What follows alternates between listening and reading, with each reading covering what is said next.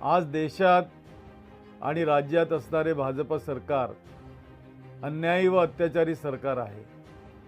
सत्तेवर आल्यापासून देशात आणि राज्यात जातीत धर्मात मतभेद निर्माण करीत आहेत। ज्या विचारांनी डॉक्टर बाबासाहेब आंबेडकरांनी या देशाची घटना लिहिली, या देशाला संविधान दिलं, त्या घटनेची संविधानाची सरकारकडून पायमल्ली होत आहे।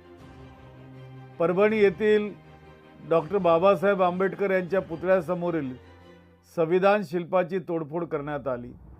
ही निंदनीय घटना, परंतु सुनियोजित कट तर नाही ना।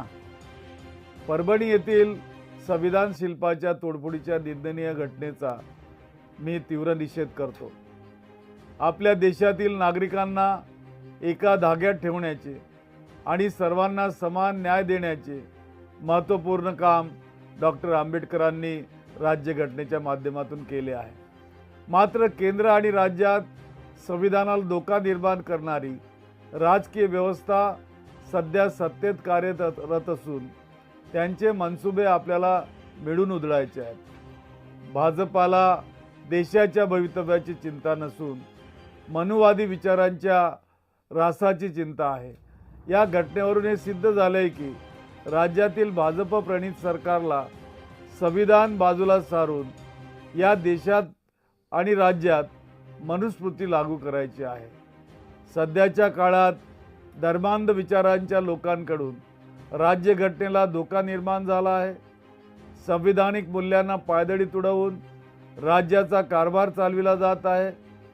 परभणी येथे मनुवाद्यांकडून संविधानाच्या शिल्पाची जी तोडफोड करण्यात आली, या प्रकरणी राज्य सरकारने सदर घटनेची तात्काळ दखल घ्यावी।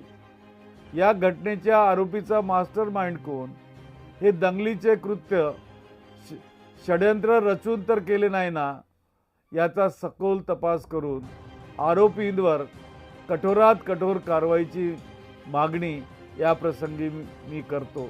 तसेच या घटनेच्या निषेधार्थ परभणी शहर आणि जिल्हा बंदला सुद्धा मी या ठिकाणी आपलं समर्थन जाहीर करतो। धन्यवाद। जय भीम, जय संविधान।